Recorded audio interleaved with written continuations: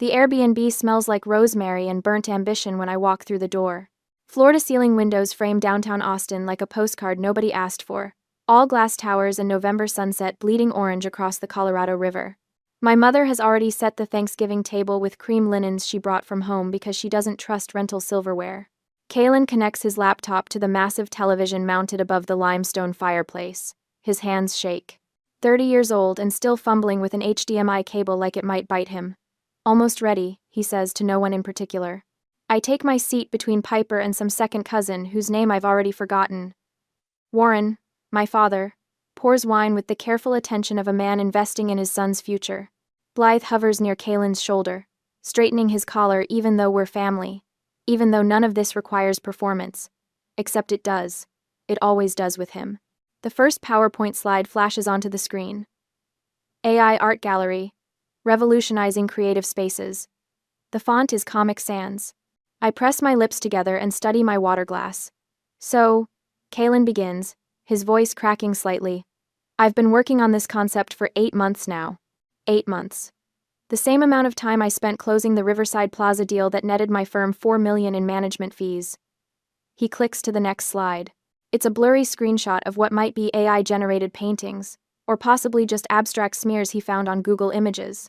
The intersection of technology and human creativity, he reads directly from the slide, represents an untapped market opportunity. Warren nods like Kalen just quoted scripture.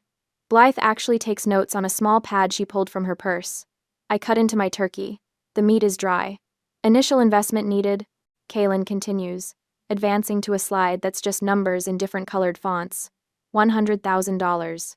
This covers gallery space lease, initial AI software licensing, and operational costs for the first 6 months. Piper shifts beside me. She's my cousin, my mother's sister's daughter, and the only person at this table who's ever asked me a direct question about my actual life. Sounds ambitious, Warren says, and I can already see him mentally liquidating something. Probably the mutual fund he said was for retirement. Kalen launches into projected revenue streams that rely entirely on words like synergy and disruption. I count the number of times he says, basically, 17. When he finally stops talking, Blythe dabs at her eyes. It's wonderful, sweetheart. So innovative. Sienna, Piper says, her voice cutting through the congratulations already forming. Are you still in Chicago? I heard you got a huge promotion. The table goes quiet. Even the second cousin, whose name I don't remember, looks up from his phone. I set down my fork with deliberate care. Actually, I'm relocating to New York. Tribeca. I closed on a place last week. Oh, that's exciting, Piper says. Renting? No, I bought it. She smiles, genuine and warm. That's amazing. What a great investment.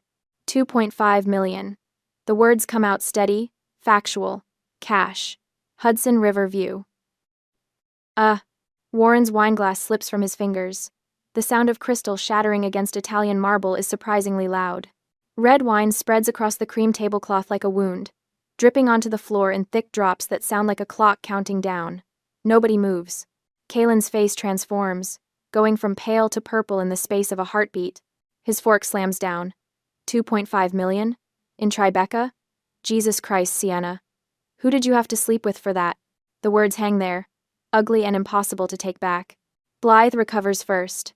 Kalen, honey, you're just stressed about your presentation. Her hand reaches for his arm, but he jerks away. Warren's staring at me like I just confessed to murder. Sienna, how could you not tell us about this? The absurdity of the question nearly makes me laugh. Tell them, as if I owe them a detailed financial report, as if my success requires their permission.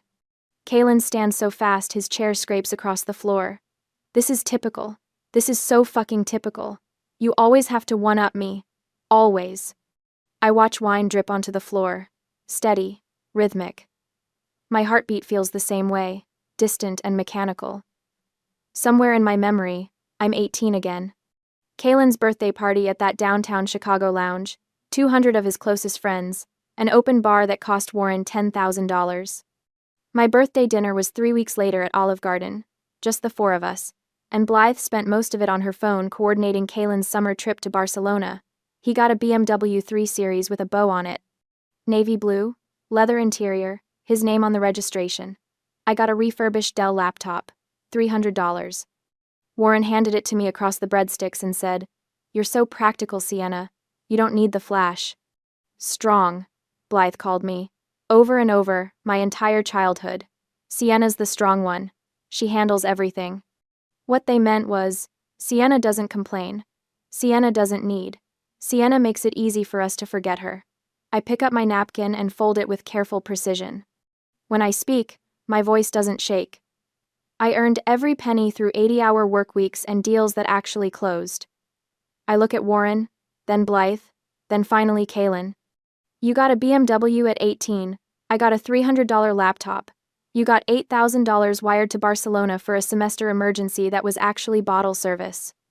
You got startup funding for 3 different failed businesses.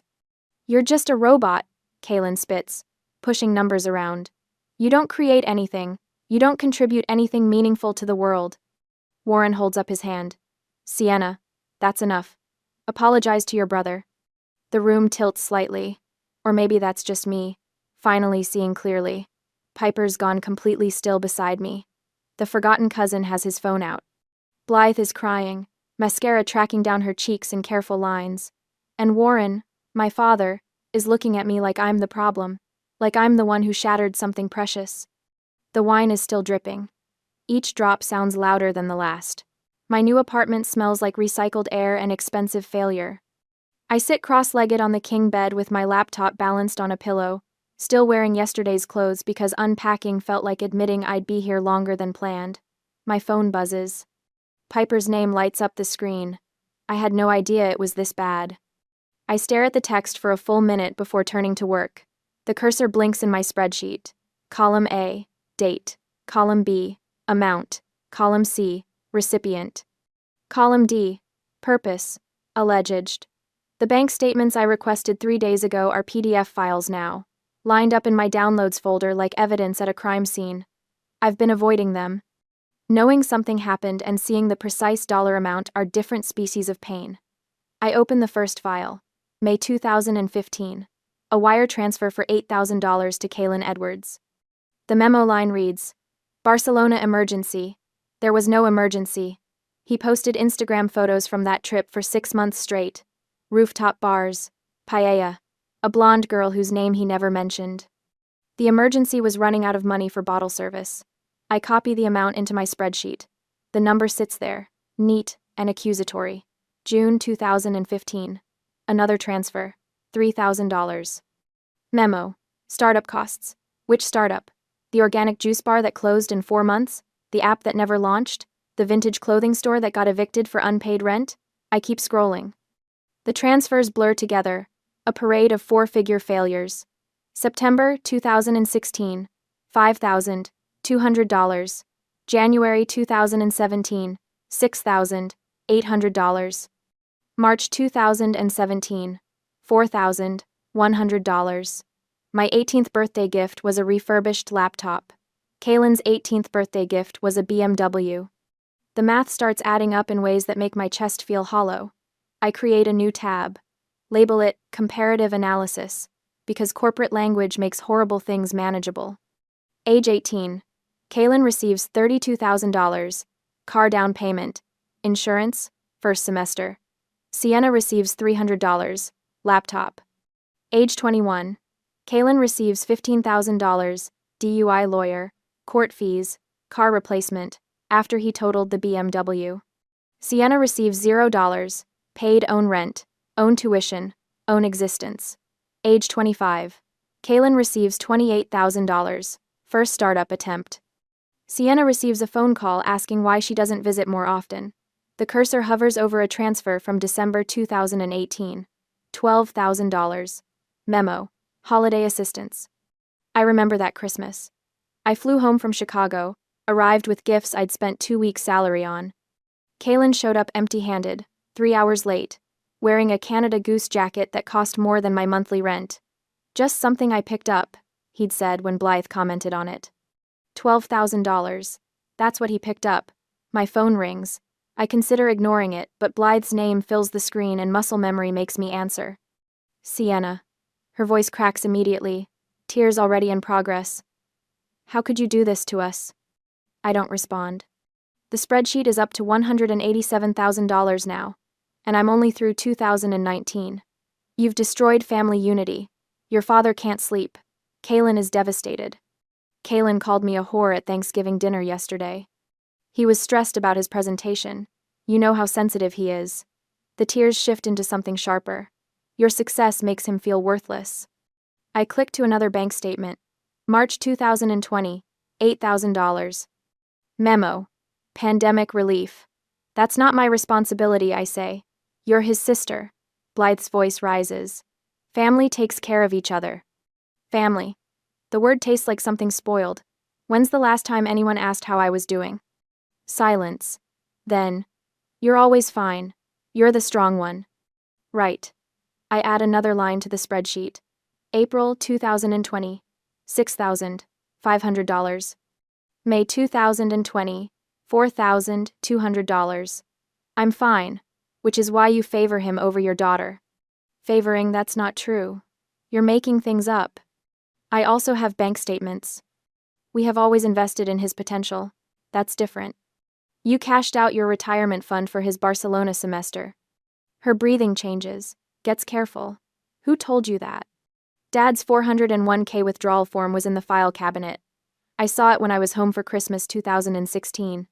I'd found it by accident, looking for my birth certificate. The amount had seemed shocking then. Now it just seems like part of the pattern. You had no right to go through our papers. You had no right to call me selfish for succeeding. Blythe makes a sound like something breaking. If you don't apologize to your brother, we're not coming to your housewarming. The threat lands wrong. She thinks it's leverage. I hear freedom. Okay, I say. Okay? That's all you have to say? Don't come then. I hang up before she can respond. My hands aren't shaking. That feels significant somehow. The spreadsheet is complete now. $437,000, transferred over 10 years. The number sits at the bottom of column B, highlighted in red by Excel's helpful auto-formatting. My phone buzzes again. Not Blythe this time. Warren. I let it go to voicemail. When the notification appears, I play it on speaker. Sienna, this is your father. His voice is formal, like he's leaving a message for a business associate. Your mother is very upset. Kaylin is talking about seeing a therapist because of your behavior. We think you should apologize and offer him a position at your firm. He needs structure. You have the resources to help him. The message ends. I save it to a folder labeled Documentation. Then I search my email. The keyword is simple. Kaylin, Sienna. The results load. 43 threads. I start with the oldest. From Warren Edwards. Subject. Ray. Graduation gift. Date. May 2014. Sienna doesn't need a party. She's not the celebrating type. Let's put that money toward Kaylin's Europe trip instead. I graduated summa cum laude.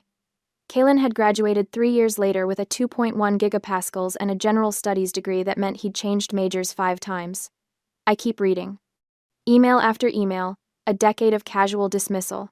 My achievements are mentioned in single sentences. Kaylin's failures are discussed in paragraphs of sympathy and strategic planning. Subject. Sienna's promotion. Body. That's wonderful, honey. By the way, Kaylin needs $3,000 for his new business venture, Reba. Subject. Kaylin's opportunity. Body. 8 paragraphs about his vision, his potential, his sensitive artist soul. No mention that the opportunity was a pyramid scheme. My phone lights up. A text from an unknown number, but the message makes the sender obvious. You're tearing this family apart. Mom's crying. Dad's furious. Hope you're happy, you soulless corporate drone. I screenshot it. Add it to the documentation folder. Then I open my contacts and scroll to Kaylin's name. My thumb hovers over the block button. Alistair Vance told me once that I operate like someone with no safety net. He meant it as observation, not criticism. At the time, I nodded and changed the subject because he was right, and I didn't want to explain why. I press block. The confirmation screen appears. You will no longer receive calls or messages from this contact. Delete contact? Yes. The action feels remarkably simple. 1 button press. 30 years of conditioning. Erased. My laptop screen has gone dark. When I tap the trackpad, the spreadsheet reappears. $437,000. I create a new document. Title it, Timeline of Financial Favoritism. Start typing. Every birthday. Every Christmas. Every emergency that wasn't. Every startup that failed. Every promise that my turn would come later. Later never came. Outside my window, New York is all lit windows and distant sirens. The city looks clean from 18 floors up. Manageable. Like a spreadsheet where everything adds up correctly. My phone buzzes one more time. Piper again. I believe you. If you need me to confirm anything, I will. I saw it too. I text back 4 words. Thank you. That matters. Then I return to the timeline. There's work to do. Security calls my direct line at 10:47 a.m. on a Tuesday, almost a month later. I'm 3 slides into a portfolio review when my phone vibrates across the conference table. Miss Edwards, there's a situation in the lobby? I excuse myself, stepping into the hallway where December wind rattles the windows. What kind of situation? A family member says he needs to speak with you. He's getting loud. My stomach drops. What's his name? Kalen Edwards. Should I call the police? Through the phone, I hear it, his voice echoing off marble 43 floors below. She owes me. That apartment should be mine. Give me 5 minutes, I tell security. If he's still there, yes, call them. I return to the conference room where Alistair is studying the skyline. Everything all right? My brother is in the lobby making a scene. He doesn't ask questions, just closes his laptop. Go. Handle it. By the time I reach the lobby, Kalen is pacing near reception, his winter coat unbuttoned, his face blotchy. 3 security guards form a loose perimeter. Sienna. He spots me. Finally, tell them to let me up. You need to leave. Not until we talk about what you did. His voice cracks. You destroyed Thanksgiving. Mom's been crying for weeks. I stay near the elevators, keeping distance. That's not my problem. $2.5 million. He says it like an accusation. You humiliated me in front of everyone. I stated a fact. You're selfish. You've always been selfish. Spit flies from his mouth. Several people have stopped walking. Phones out. That money should have gone to the family. Security moves closer. The lead guard speaks quietly into his radio. You need to leave. I repeat. Not until you apologize. I pull out my phone and start recording. You're trespassing. You're creating a disturbance. Leave immediately, or the police will be called. His face goes purple. This is bullshit. She's a thief. She stole my inheritance. Security escorts him toward the doors. His shouts dissolve into incoherent rage. I forward the video to my personal email. Then I head to HR. By 2 p.m., I'm sitting across from Janet Reeves, our Director of Human Resources. My phone sits between us, the video already played twice. This is the 3rd contact this week? Janet asks. 4th. He called my assistant yesterday. We'll document everything. I'm recommending you speak with legal people about a restraining order. Alistair is waiting in my office when I return. Security briefed me. Your brother sounds unstable. He's desperate. My parents have been funding his life for 30 years. How much did they give him? The number still stuns me. Over $400,000. Alistair whistles low. Jesus. Well, I got a $300 laptop. He's quiet, then pulls out his phone. I'm calling your father. You don't have to. What's the number? Warren answers on the 3rd ring. I hear his voice, tinny through the speaker. Mr. Edwards, this is Alistair Vance, managing partner at Whitmore Capital. I'm calling regarding your son's behavior at our offices this morning. What happened? He created a scene in our lobby. Security had to remove him. I'm sure it's just a misunderstanding. It's harassment.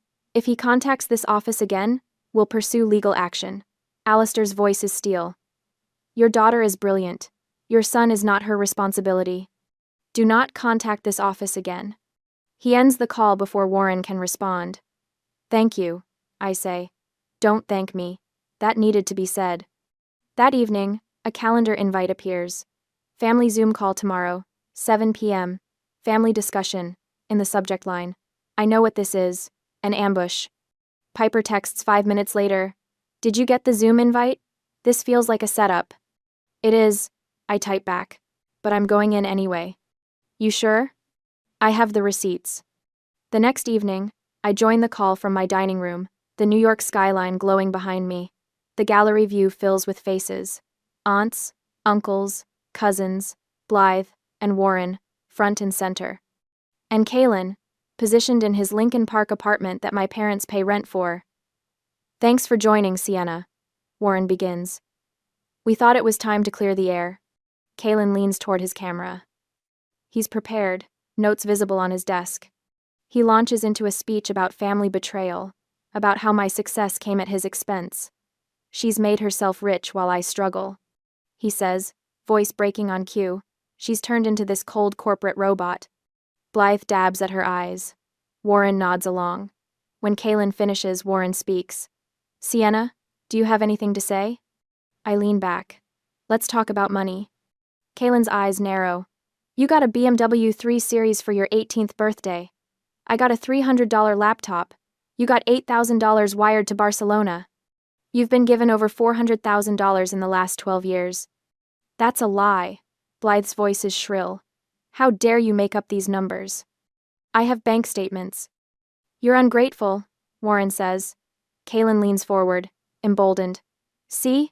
She's crazy. She's making this up.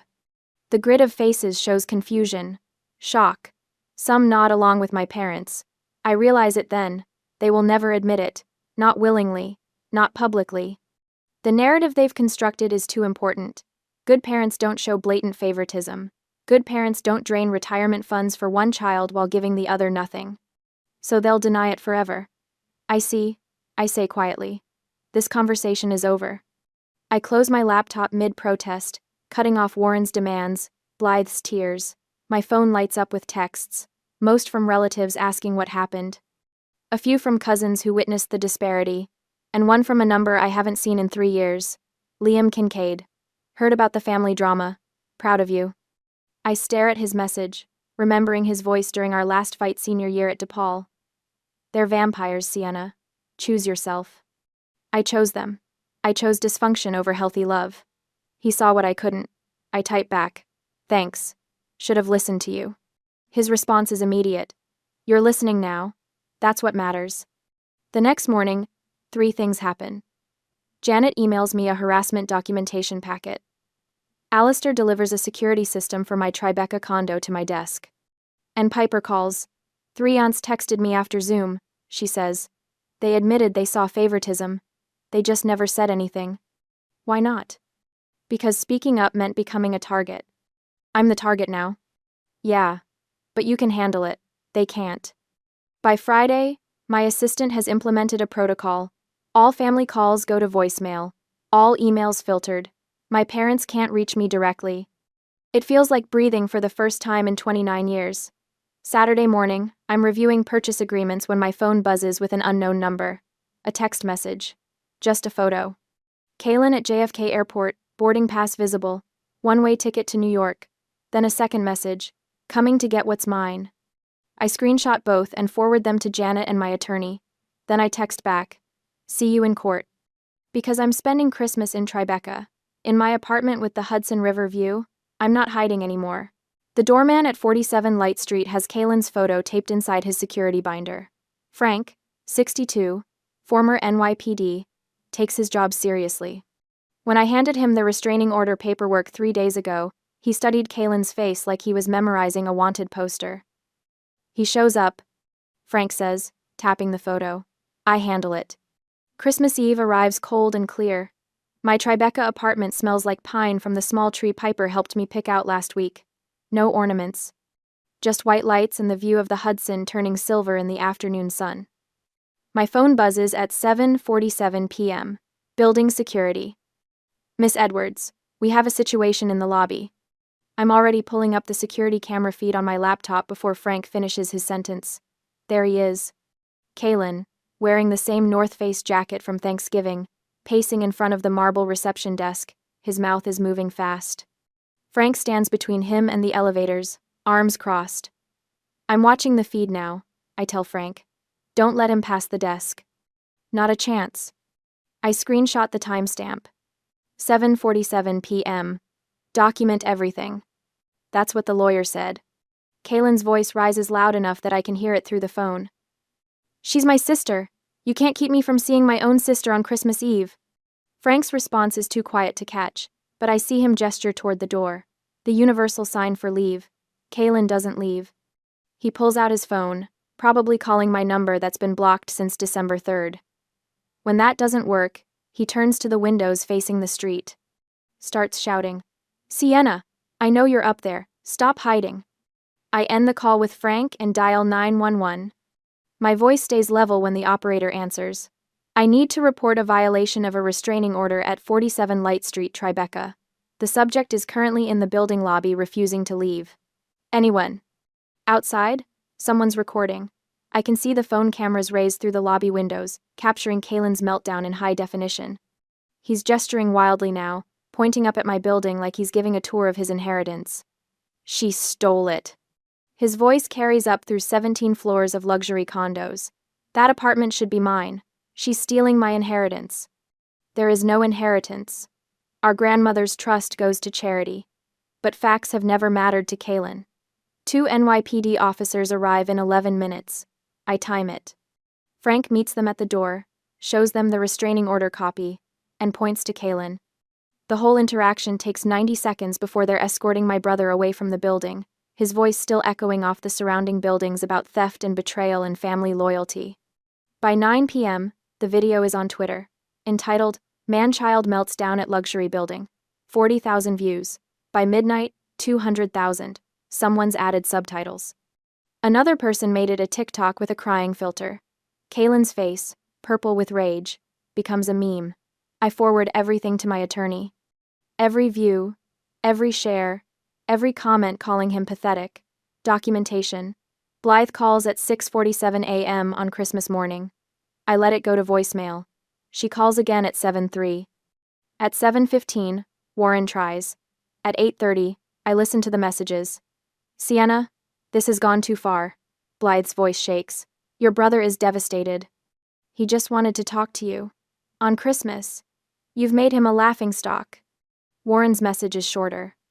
"We're flying to New York. We need to settle this as a family." I text my lawyer. "Parents incoming. Office ambush likely." Her response arrives in 30 seconds. "Will notify building security. HR standing by." They show up at my office on the Tuesday after Christmas. I'm expecting them. So is building security, HR, and the corporate attorney Alistair arranged at 8 a.m. that morning. Warren and Blythe walk into the glass conference room like they own it. My mother's wearing her cream Talbot suit, the one she saves for parent-teacher conferences and church. Warren's in his insurance broker blazer, the one with the slight shine on the elbows. They don't expect the witnesses. Jennifer from HR sits to my left. Marcus, the corporate attorney, sits to my right. Building security waits outside the glass walls, visible and ready. "What is this?" Blythe's composure cracks immediately. "We came to talk to our daughter." "You came to harass an employee at her workplace," Marcus says. His voice could cut steel. "Miss Edwards has agreed to this meeting with counsel present." I set my phone on the table, recording light visible. "Legal in New York with notice," which Marcus just provided. "Sienna, please." Warren tries his reasonable father's voice. "We just want to understand. Why are you doing this to Kaylin?" "Tell me about the investment strategy," I say. My voice could be discussing market trends. $400,000 over 12 years. Walk me through the logic. Blythe's eyes dart to Warren. He shifts in his chair. "We invested in Kaylin because he needed help," Blythe says finally. "You were always so capable. You didn't need us." There it is. I tap my phone screen, marking the timestamp. "So, my capability disqualified me from equal treatment," I say. Not a question. Warren leans forward. "Your success was supposed to support the family. That's what families do. The strong ones help the struggling ones." Marcus writes something down.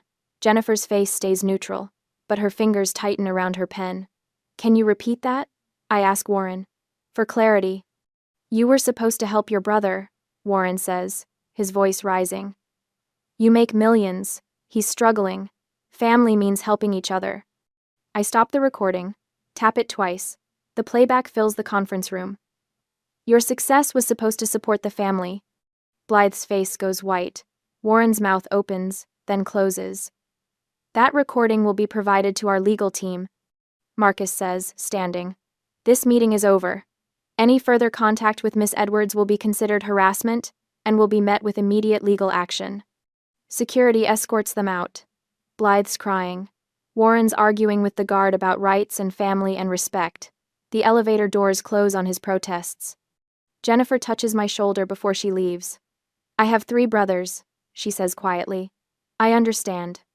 Back in my office, the emails are already coming in. Piper's created a shared drive. Family documentation, she's titled it. Inside are folders, financial records, witness statements, social media evidence, Aunt Linda's contribution, photos from our 18th birthday, Kaylin's lounge party with the ice sculpture, my Olive Garden dinner, 4 people around a table meant for 8, cousin Marcus, a video of Kaylin's Barcelona stories, bragging about bottle service that cost $8,000 in one night. 3 more cousins submit written statements. They all start the same way. I witnessed preferential treatment. Alistair emails at noon. Corporate counsel is yours for as long as you need. Nobody threatens my directors. The investment firm posts a statement on LinkedIn that afternoon. We stand behind our managing director and her exemplary professional record. By week's end, Kaylin's AI art gallery investors are demanding refunds. His Instagram rants about family betrayal get screenshotted by my legal team. His threats about exposing family secrets are documented, time-stamped, forwarded. Warren's insurance firm receives an anonymous complaint about his son's public behavior. Nothing actionable, but enough to raise questions. The parents' retirement fund, already depleted from Kaylin's ventures, hits zero. Reality arrives in the form of a Lake Forest mortgage payment they can't cover. On New Year's Eve, the extended family group chat explodes. Someone leaked the $437,000 figure. Aunt Patricia demands an explanation. Uncle Robert wants to know if his mother's estate was accessed. The grandmother's estate attorney schedules an emergency review. The family Christmas dinner, already postponed from the 25th, gets cancelled entirely. Due to conflict, Blythe's email says. Nobody responds. I spend New Year's in my apartment, 17 floors above the city. Piper's here. Alistair and his wife bring champagne. Jennifer from HR stops by with her partner. My chosen family, assembled by choice rather than blood. At midnight, the fireworks over the Hudson paint my windows gold and silver. My phone buzzes. Unknown number. The text preview shows, "You destroyed everything." I delete it without reading the rest. Pour another glass of champagne. Toast to the family I built myself. Outside, the city celebrates. Inside, I'm finally free. The lawsuit arrives by courier at my Tribeca building on a Tuesday morning in February. The doorman hands me the manila envelope with an apologetic expression, as if he knows what's inside will ruin my coffee. Kaylin Edwards v. Sienna Edwards. Infliction of emotional distress. Demand, $500,000. I read the complaint standing in my marble lobby, still wearing my running shoes, my breath fogging the floor-to-ceiling windows that face the Hudson. The language is breathtaking in its delusion.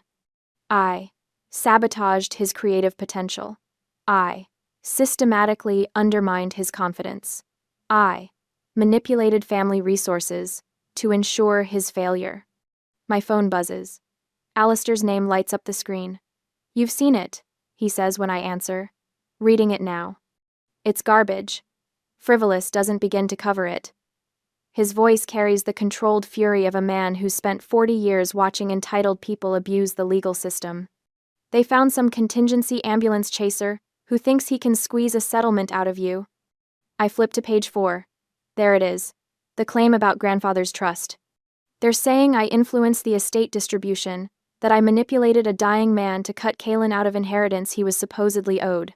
My grandfather left me $50,000 for graduate school. He left Kaylin nothing because Kaylin never visited him, not once during the 18 months he spent in hospice care. They want forensic accounting. I tell Alistair. Full disclosure of all my assets. Of course they do. It's a fishing expedition. Papers rustle on his end. They're also threatening to go public with unspecified family secrets unless you settle for $250,000. I walk to my window. A ferry crosses the river below, small and determined against the current. Let them go public, I say. 3 weeks later, discovery begins. My legal team is led by Patricia Morrison, a litigator who made her name destroying fraudulent personal injury claims. She has silver hair cut sharp as a blade and eyes that could calculate your net worth from across a courtroom. This will get ugly, she warns me during our first meeting in her Midtown office. They've listed your parents as character witnesses.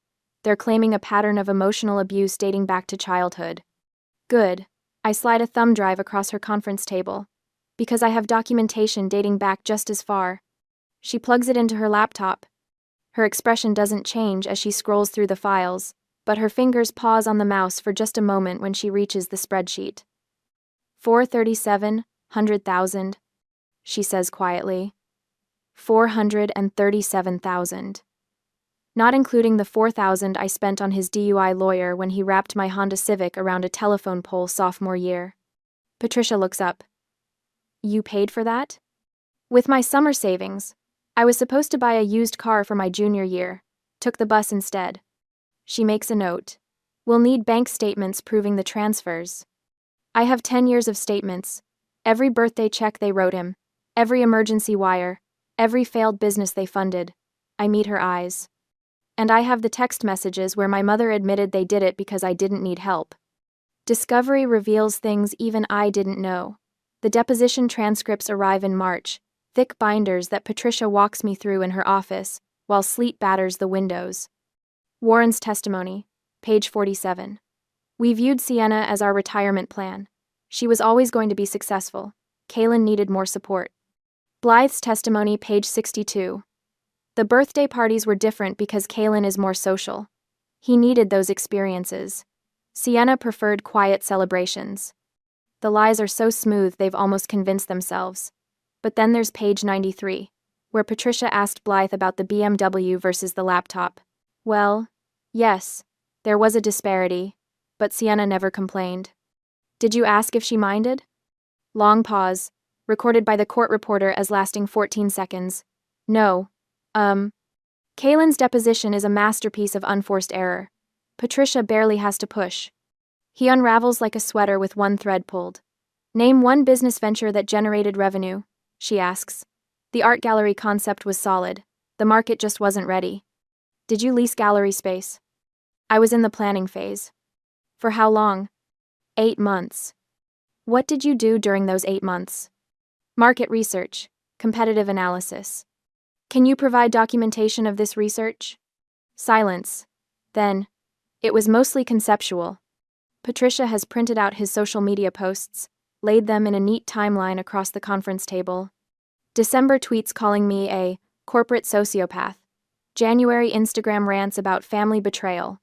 The February post compares me to Scrooge, somehow managing to get both the Dickens reference and the basic plot wrong. Did you write these? Patricia asks. I was emotional. She'd just humiliated us at Thanksgiving. By purchasing real estate with her own money? His lawyer objects, but the damage is done. Every word is a court record now, permanent as concrete. The trial date is set for late March. Manhattan Supreme Court, a building that smells like old wood and older grudges. The courtroom has mahogany panels and marble floors, columns that rise toward vaulted ceilings, windows that let in sharp spring light. I wear charcoal gray. Kaylin wears a suit that doesn't fit right, the jacket pulling across his shoulders, the pants puddling over shoes he clearly borrowed. Patricia's opening statement is surgical. She projects the PowerPoint onto the courtroom screen. The same financial data I compiled in that Chicago hotel room, now presented as Exhibit A through M. Every transfer documented. Every disparity is quantified. The BMW versus laptop photo becomes evidence. Patricia has it blown up poster size. The judge studies it for a long moment, his reading glasses sliding down his nose. 18 years old. Patricia says, same parents, same birthday, 3 weeks apart, $30,000 car versus $300 laptop. Warren sits in the gallery behind Kaylin, his face the color of an old newspaper. Blythe dabs at her eyes with tissue, but the judge doesn't look at her. He's reading the bank statements now, following the trail of money with one finger. Our forensic accountant testifies on day 2. Richard Brennan, 30 years of experience. A man who once traced mob money through 14 shell corporations. He walks the court through every transfer, his voice steady and bored. like he's reading a grocery list. Between ages 18 and 30, the defendant's brother received approximately $437,000 from their parents. The plaintiff received in that same period approximately $8,000, primarily in the form of small holiday gifts. Kalen's lawyer objects. Relevance, Your Honor. This case is about emotional distress, not family finances. The finances establish the pattern of favoritism, Patricia counters, which directly relates to the defendant's claim that my client sabotaged him. The judge nods. Overruled. Continue, Mr. Brennan. Alistair testifies on day 3. He wears the same expression he uses in board meetings when someone presents a bad quarterly report, disappointed but unsurprised. In 10 years of working with Miss Edwards, I have never witnessed unethical behavior. She is meticulous, honest, and arguably the most talented analyst I've supervised. Kalen's lawyer tries to rattle him. Isn't it true you have a personal relationship with the plaintiff? I'm her mentor. Yes. Doesn't that bias your testimony? Alistair removes his glasses, polishes them with a handkerchief.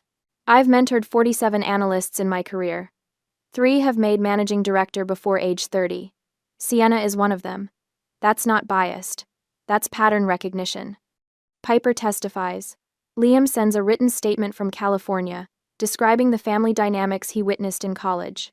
3 of my colleagues provide character references. The video compilation plays on day 4. Kalen's Christmas Eve meltdown outside my building, his screaming about inheritance and theft, the NYPD officers trying to calm him down. Then clips from his social media, the rants and accusations, his claim that I stole his destiny. The judge watches without expression. When it ends, he makes a note on his pad. Kalen takes the stand on day 5. Patricia approaches him the way you'd approach a snake that's already bitten someone. Mr. Edwards, can you name one business venture that succeeded? They would have succeeded with proper funding. That's not what I asked. Name one that succeeded, generated profit, paid its own expenses.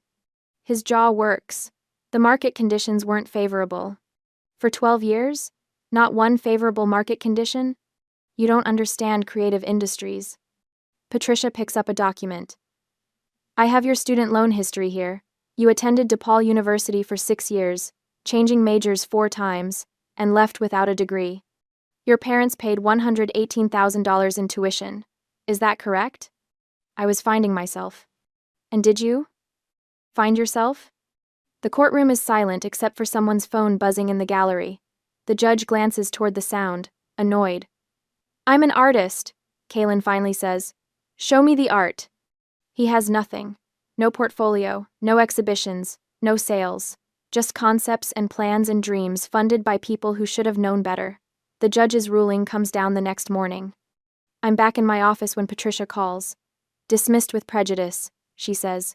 He can't refile. Ever. And the judge awarded you $100,000 in legal fees, plus costs. Kalen's personally liable for the full amount. I close my office door, lean against it. Through the window, I can see the Hudson, gray and rolling under clouds. There's more. Patricia continues. The judge included a statement in his ruling. I'm reading it now. This court finds the plaintiff's claims to be not merely without merit, but a transparent attempt to extort funds from a family member whose only crime was succeeding through legitimate effort, while the plaintiff failed through lack of same. My phone buzzes. A text from Piper. Did you hear? They're selling the house. Another text. This one from a number I don't recognize. This is Warren. We need to talk about payment arrangements. I delete it without responding. The scholarship fund is established by May. The Sienna Edwards Scholarship for first-generation students at University of Illinois. Full tuition, 4 years, renewable based on academic performance. The first recipient is a girl from rural Illinois, whose parents are factory workers. Her thank you letter arrives at my office in June. You gave me a chance, she writes, to be the first. I frame it, hang it where the family photo used to be. The Tribeca penthouse smells like expensive wine and possibility. 6 months since Thanksgiving, and I've stopped flinching when the doorbell rings. Alistair raises his glass across my dining table, candlelight catching the crystal. To Sienna's newest fund launch. $10 million under management, and she makes it look easy. It's not easy, I say, but I'm smiling. The original Basquiat behind him cost more than my parents' Lake Forest house sold for. I chose it specifically for that wall, the one where family photos might have hung in someone else's home. Piper reaches over and squeezes my hand. Around us, 8 people laugh and talk, passing dishes, refilling glasses, my chosen family, a senior partner from the firm, 2 women from my building, who became friends over morning coffee, Alistair's wife, a college roommate who flew in from Seattle. None of them need anything from me except my company. The doorbell rings. I don't tense. My doorman knows the protocols.